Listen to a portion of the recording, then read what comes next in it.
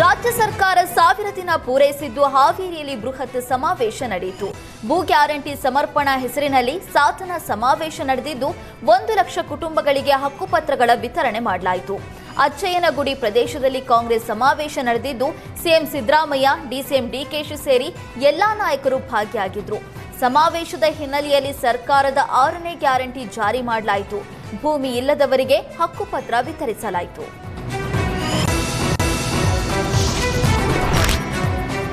ಕಾಂಗ್ರೆಸ್ ಸಾಧನ ಸಮಾವೇಶಕ್ಕೆ ಬಿಜೆಪಿ ರಾಜ್ಯಾಧ್ಯಕ್ಷ ವಿಜಯೇಂದ್ರ ವ್ಯಂಗ್ಯವಾಡಿದ್ದಾರೆ. ಪಂಚ ಗ್ಯಾರಂಟಿಗಳು ಪಂಚರಾಗಿ ವರ್ಷಗಳೇ ಕಳೆದಿವೆ ಅಂತ ಟೀಕಿಸಿದ್ರು. ಮೋದಿ ಸರ್ಕಾರದ್ದು ಕಾಯಕವೇ ಕೈಲಾಸ ನೀತಿ, ಸಿದ್ದರಾಮಯ್ಯ ಅವರದ್ದು ಜನರಿಗೆ ಕಾಯಿಸೋದೇ ಕೈಲಾಸ ನೀತಿಯಾಗಿದೆ. ಅವರ ಯೋಜನೆಗಳು ರಾಜ್ಯದ ಜನರಿಗೆ ಕಾಯುವುದೇ ಕೈಲಾಸ ಅನ್ನುವ ರೀತಿ ಸತಾಯಿಸ್ತಾ ಇದ್ದಾರೆ ಅಂತ ವಾಗ್ದಾಳಿ ನಡೆಸಿದ್ದಾರೆ. ರಾಜ್ಯವನ್ನ ಸಿದ್ದರಾಮಯ್ಯ ಕುಡುಕರ ರಾಜ್ಯ ಮಾಡ್ತಿದ್ದಾರೆ. ಅಬಕಾರಿ ಇಲಾಖೆಯಲ್ಲಿ ಮಹಾತ್ಮ ಗಾಂಧಿಗೆ ಅಪಮಾನ ಮಾಡಲಾಗ್ತಿದೆ. ಕಾಂಗ್ರೆಸ್ ಹೈಕಮಾಂಡ್ಗೆ ರಾಜ್ಯವನ್ನ ಸರ್ಕಾರ ಅಡ ಇಟ್ಟಿದೆ ಅಂತ ವಿಜಯೇಂದ್ರ ಕಿಡಿಕಾರಿದ್ದಾರೆ.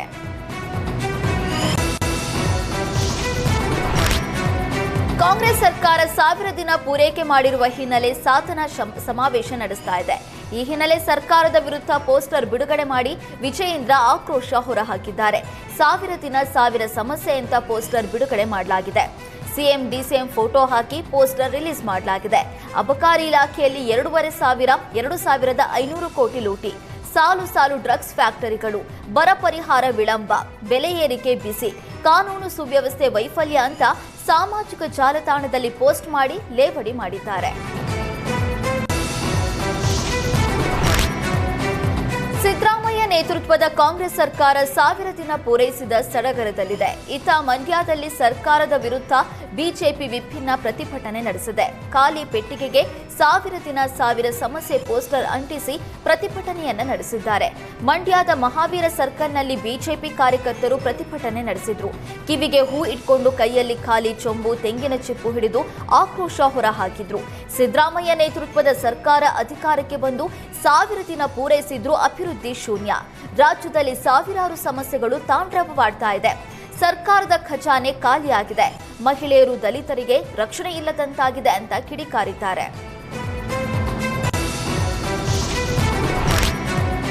ಬಿಕ್ಲು ಶಿವ ಹತ್ಯೆ ಪ್ರಕರಣದಲ್ಲಿ ಬಂಧನದಲ್ಲಿರುವ ಬಿಜೆಪಿ ಶಾಸಕ ಬೈರತಿ ಬಸವರಾಜ್ಗೆ ಹೃದಯ ಸಂಬಂಧಿ ತೊಂದರೆ ಹಿನ್ನೆಲೆ ಜಯದೇವ ಆಸ್ಪತ್ರೆಯಲ್ಲಿ ಚಿಕಿತ್ಸೆ ಮುಂದುವರೆದಿದೆ.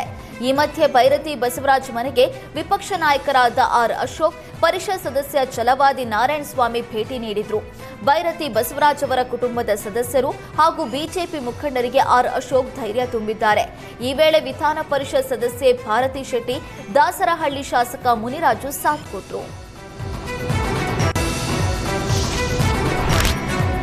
ಸಾರಿಗೆ ಸಿಬ್ಬಂದಿಗೆ ಕಡ್ಡಾಯ ಡ್ರೆಸ್ ಕೋಡ್ ಪಾಲಿಸುವಂತೆ ಸರ್ಕಾರ ಆದೇಶ ನೀಡಿದೆ.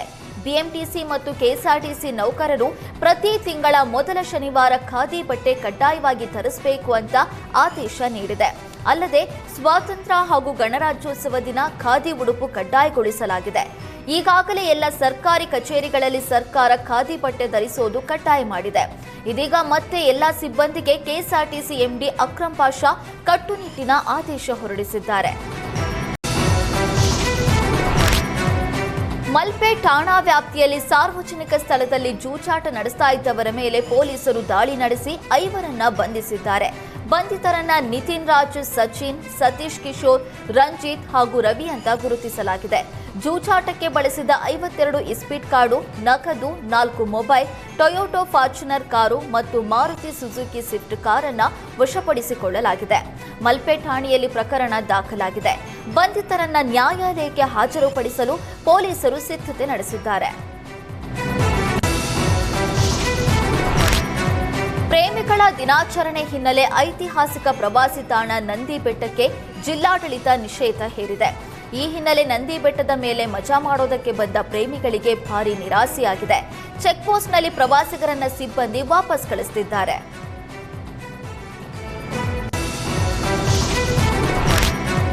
ಮಂಡ್ಯದ ಮದ್ದೂರು ನಗರಸಭೆಗೆ ಗ್ರಾಮ ಪಂಚಾಯಿತಿ ಸೇರ್ಪಡೆ ವಿರೋಧಿ ಗೆಜ್ಜಲಗೆರೆ ಗ್ರಾಮಸ್ಥರು ಹೋರಾಟ ನಡೆಸಿದರು.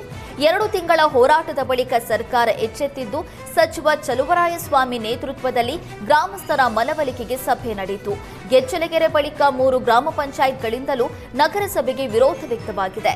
ಮದ್ದೂರು ನಗರಸಭೆಯಿಂದ ಗೆಜ್ಜಲಗೆರೆ ಗ್ರಾಮ ಪಂಚಾಯತ್ ಕೈಬಿಡುವಂತೆ ಆಗ್ರಹಿಸಿದ್ದಾರೆ. ಈ ನಡುವೆ ಉಸ್ತುವಾರಿ ಸಚಿವರು ಗ್ರಾಮಸ್ಥರ ಮನವೊಲಿಕೆಗೆ ಮುಂದಾಗಿದ್ದಾರೆ.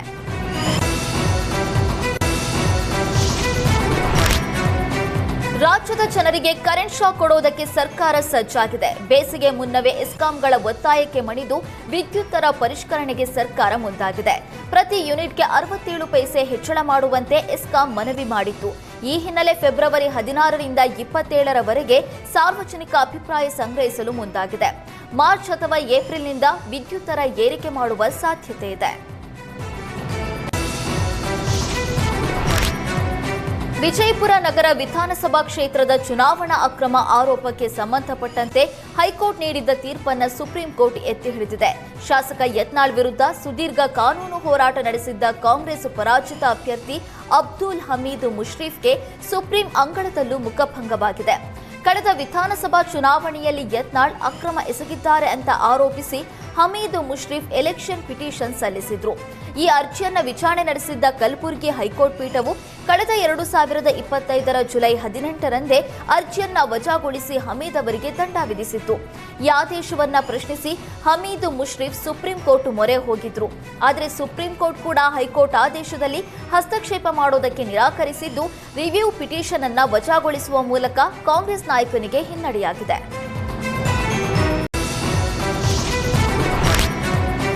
ಬಾಗಲಕೋಟೆಯ ಬೀಳಕಿಯಲ್ಲಿ ರಾಮ್ಜಿ ಕಾಯ್ದೆ ಕುರಿತ ಜನಜಾಗೃತಿ ಕಾರ್ಯಕ್ರಮದಲ್ಲಿ ವಿಜಯೇಂದ್ರ ಮುಂದಿನ ಮುಖ್ಯಮಂತ್ರಿ ಘೋಷಣೆ ಮೊಳಗಿತು.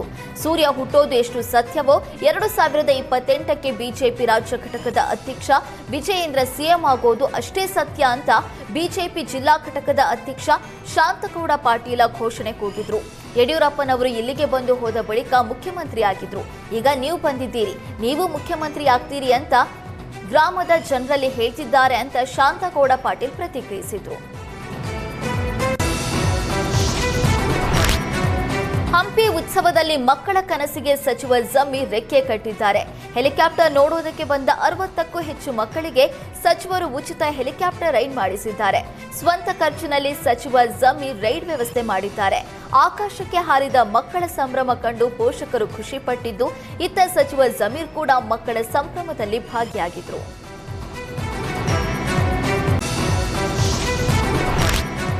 ಚಿಕ್ಕಮಗಳೂರಿಗೆ ಮದುವೆಗೆ ಬಂದಿದ್ದ ಮಹಿಳೆ ನಿಗೂಢವಾಗಿ ಕಣ್ಮರೆಯಾಗಿದ್ದಾರೆ. ತುಮಕೂರಿನ ಕುಣಿಗಲ್ನಿಂದ ಪ್ರಿಯಾಂಕಾ ಮದುವೆಗೆ ಬಂದಿದ್ರು. ಬೇಲೂರಿನ ಕಲ್ಕೆರೆ ಗ್ರಾಮದ ಕೆರೆ ಬಳಿ ಮಹಿಳೆ ಬಟ್ಟೆ, ಚಪ್ಪಲಿ, ಬ್ಯಾಗ್ ಪತ್ತೆಯಾಗಿದೆ. ಪ್ರಿಯಾಂಕಾ ಮೈ ಮೇಲೆ 30 ಲಕ್ಷ ರೂಪಾಯಿ ಮೌಲ್ಯದ ಚಿನ್ನಾಭರಣಗಳಿದ್ವು. ಮಹಿಳೆ ಮೇಲಿದ್ದ ಒಡವೆಗಾಗಿ ಅತ್ಯಾಚಾರ ಎಸಗಿ ಕೊಲೆ ಮಾಡಿದ್ದಾರೆ ಅನ್ನುವ ಶಂಕೆ ವ್ಯಕ್ತವಾಗಿದೆ. ಫೆಬ್ರವರಿ 12ರಂದು ರಾತ್ರಿ 9 ಗಂಟೆ ಸುಮಾರಿಗೆ ತಮ್ಮ ಕುಟುಂಬದ ಸದಸ್ಯರಿಗೆ ಕರೆ ಮಾಡಿದ್ರು. ಬಳಿಕ ಸ್ವಿಚ್ ಆಫ್ ಆಗಿದೆ ಮೊಬೈಲ್. ಈ ಬೆನ್ನಲ್ಲೇ ಪ್ರಿಯಾಂಕಾ ಕುಟುಂಬ ಸದಸ್ಯರು ಅರೆಹಳ್ಳಿ ಪೊಲೀಸ್ ಠಾಣೆ ಮತ್ತು ಬೇಲೂರು ಪೊಲೀಸರ ವಿರುದ್ಧ ಆಕ್ರೋಶ ವ್ಯಕ್ತಪಡಿಸಿದ್ದು, ತಕ್ಷಣ ದೂರು ಸ್ವೀಕರಿಸಿ ತನಿಖೆ ಕೈಗೊಂಡಿದ್ರೆ ಮಹಿಳೆಯನ್ನ ಪತ್ತೆ ಹಚ್ಚಬಹುದಿತ್ತು ಅಂತ ಆರೋಪಿಸಿದ್ದಾರೆ. ಸದ್ಯ ಮಹಿಳೆಯ ಪತ್ತೆಗಾಗಿ ವ್ಯಾಪಕ ಶೋಧ ಕಾರ್ಯಾಚರಣೆ ಮುಂದುವರೆದಿದೆ. ನಿನ್ನೆ ಬೇಲೂರು ಸ್ಟೇಷನ್ ಅಲ್ಲಿ ಒಂದು 0 FIR ರಿಜಿಸ್ಟರ್ ಆಗಿತ್ತು. ಒಂದು ಲೇಡಿ ಪ್ರಿಯಾಂಕಾ ಅಂತ 28 ವರ್ಷ ಏಜ್, ಅವ್ರ ಬಗ್ಗೆ ಒಂದು ಮಿಸ್ಸಿಂಗ್ ಕೇಸ್ ರಿಜಿಸ್ಟರ್ ಆಗಿತ್ತು. ಅದಾದಮೇಲೆ ಅರೆಹಳ್ಳಿಯೆಲ್ಲ 0 FIR ಟ್ರಾನ್ಸ್ಫರ್ ಆಗಿತ್ತು ನಿನ್ನೆ. ಇವತ್ತು ನಮಗೆ ಬೆಳಿಗ್ಗೆ ಆ ಲೇಡಿದು ಬಟ್ಟೆ ಸಿಕ್ಕಿದೆ, ಬಟ್ಟೆ, ಸ್ಲಿಪ್ಪರ್ ಮತ್ತು ಒಂದು ವ್ಯಾನಿಟಿ ಬ್ಯಾಗ್. ಅವರದು ಕುರ್ತಾ, ಪ್ಯಾಂಟ್ ಮತ್ತು ವ್ಯಾನಿಟಿ ಬ್ಯಾಗ್ ನಮಗೆ 3 ಕಡೆ ಸಿಕ್ಕಿದೆ. ಸೊ ಇನ್ನೂ ತನಿಖೆ ನಡೀತಾ ಇದೆ. ಎಲ್ಲ ಟೆಕ್ನಿಕಲ್ ಡೀಟೇಲ್ಸ್ ನಾವು ತಗೊಳ್ತಾ ಇದ್ದೀವಿ.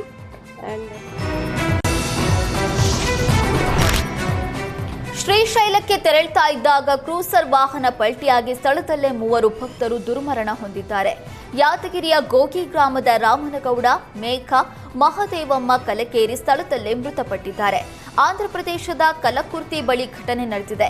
ಶಿವರಾತ್ರಿ ಹಿನ್ನೆಲೆ ಶ್ರೀಶೈಲ ಮಲ್ಲಯ್ಯನ ದರ್ಶನಕ್ಕೆ ಹೊರಟಿದ್ರು. ಈ ವೇಳೆ ಚಾಲಕನ ನಿಯಂತ್ರಣ ತಪ್ಪಿ ಡಿವೈಡರ್ಗೆ ಡಿಕ್ಕಿ ಹೊಡೆದು ಕ್ರೂಸರ್ ಪಲ್ಟಿಯಾಗಿದೆ. ಗಾಡಿಯಲ್ಲಿದ್ದ ಉಳಿದ 5-6 ಜನರಿಗೆ ಗಂಭೀರ ಗಾಯವಾಗಿದೆ. ರಸ್ತೆ ಪಕ್ಕದ ಕಟ್ಟೆ ಮೇಲೆ ಕೂತು ಚಿರತೆ ಮತ್ತು ಮರಿ ವಿಶ್ರಾಂತಿ ಪಡೆಯುವ ದೃಶ್ಯ ಸೆರೆಯಾಗಿದೆ. ಉತ್ತರ ಕನ್ನಡ ಜಿಲ್ಲೆಯ ದಾಂಡೇಲಿ ತಾಲೂಕಿನ ಅಂಬಿಕಾನಗರ ಪವರ್ ಹೌಸ್ ಬಳಿ ಚಿರತೆ ಪ್ರತ್ಯಕ್ಷವಾಗಿದೆ.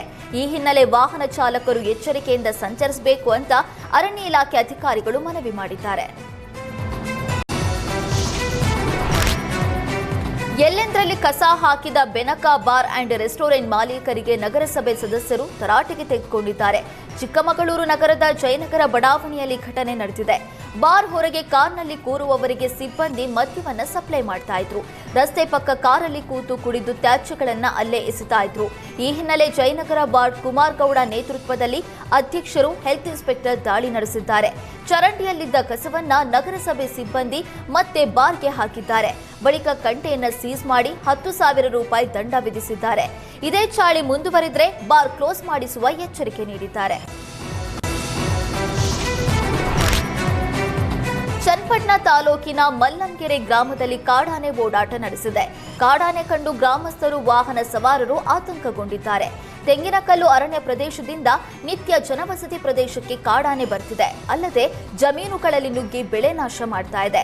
ಸೂಕ್ತ ರೈಲ್ವೆ ಬ್ಯಾರಿಕೇಡ್ ವ್ಯವಸ್ಥೆ ಇಲ್ಲದೆ ಕಾಡಾನೆ ನಿಯಂತ್ರಿಸಲು ಅರಣ್ಯ ಇಲಾಖೆ ಹರಸಾಹಸ ಪಡ್ತಾ ಇದೆ.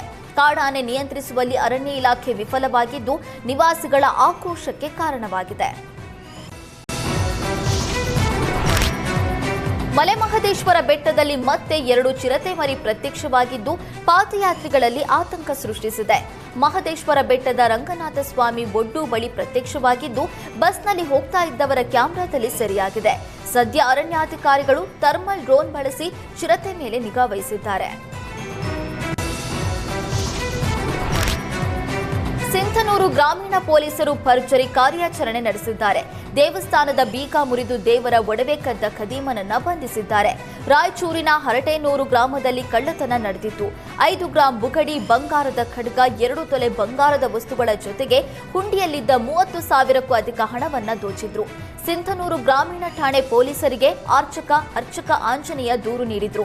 ಸದ್ಯ ಖದೀಮ ಜಿಲಾನಿಯನ್ನ ಬಂಧಿಸಿದ್ದು ಆರೋಪಿಯಿಂದ 1,50,000 ಮೌಲ್ಯದ ವಸ್ತುಗಳನ್ನ ಜಪ್ತಿ ಮಾಡಲಾಗಿದೆ. ಮಹಾಶಿವರಾತ್ರಿಗೆ ಊರಿಗೆ ಹೋಗುವವರಿಗೆ ಕೆಎಸ್ಆರ್ಟಿಸಿ ಸಿಹಿ ಸುದ್ದಿ ನೀಡಿದೆ. ಹಬ್ಬದ ಹಿನ್ನೆಲೆ 2,155 ಹೆಚ್ಚುವರಿ ಬಸ್ಗಳ ಸೇವೆ ಕಲ್ಪಿಸಿದ್ದು ಬೆಂಗಳೂರಿನಿಂದ ಊರಿಗೆ ಹೋಗುವವರಿಗೆ ಅನುಕೂಲವಾಗಲಿದೆ. ಸದ್ಯ ಕೆಎಸ್ಆರ್ಟಿಸಿ ವೆಬ್ಸೈಟ್ನಲ್ಲಿ ಆಪ್ ಮೂಲಕ ಮುಂಗಡ ಟಿಕೆಟ್ ಕಾಯ್ದಿರಿಸಲು ಪ್ರಯಾಣಿಕರಲ್ಲಿ ಮನವಿ ಮಾಡಿದೆ. ಹಬ್ಬದ ನಂತರ ವಾಪಸ್ಸಾಗುವವರೆಗೂ ಕೂಡ ಹೆಚ್ಚುವರಿ 895 ಬಸ್ಗಳು ರಸ್ತೆಗೆ ಇಳಿಯಲಿದೆ. ಜೊತೆಗೆ ಮಹಾಶಿವರಾತ್ರಿ ಹಬ್ಬಕ್ಕೆ ವಿಶೇಷ ರೈಲು ವ್ಯವಸ್ಥೆಯನ್ನು ಕೂಡ ಕಲ್ಪಿಸಲಾಗಿದೆ. ನಾಳೆ ಮಹಾಶಿವರಾತ್ರಿ ಹಿನ್ನೆಲೆ ಬೆಂಗಳೂರಲ್ಲಿ ಮಾಂಸ ಮಾರಾಟಕ್ಕೆ ನಿಷೇಧ ಹೇರಲಾಗಿದೆ.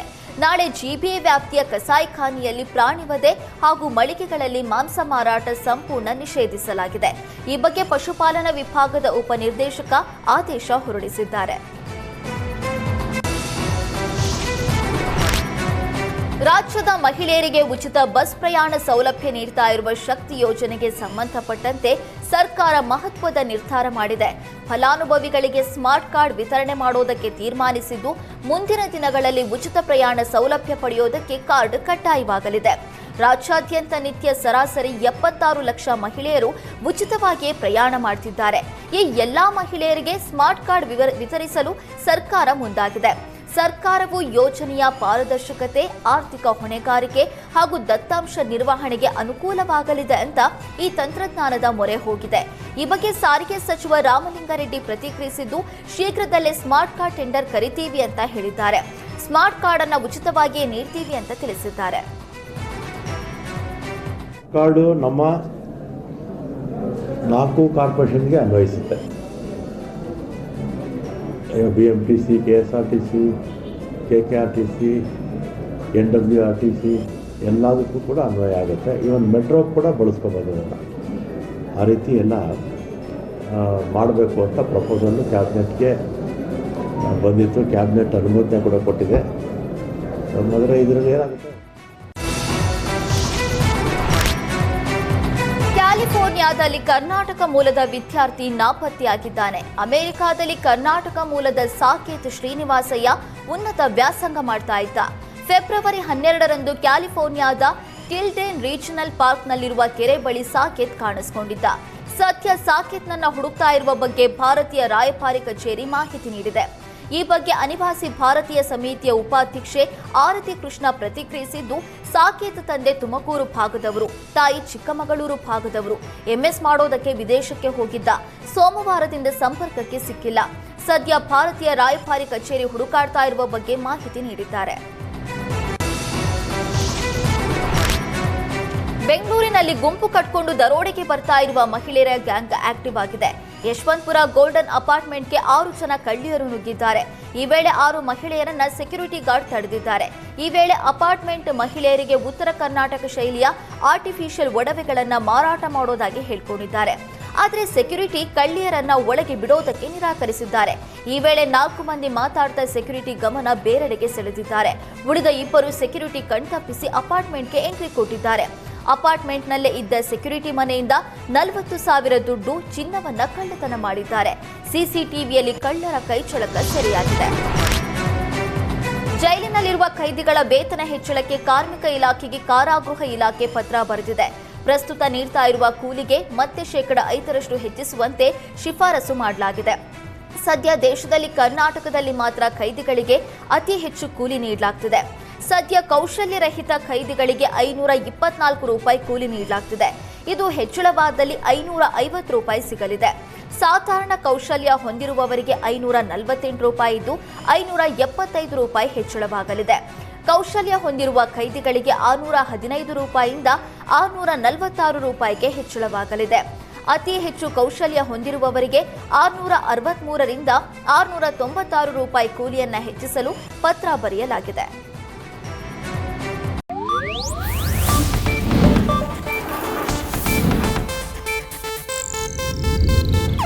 ಇದು ಏಷ್ಯಾನೆಟ್ ನ್ಯೂಸ್ ನೆಟ್ವರ್ಕ್ ಪ್ರಸ್ತುತಿ.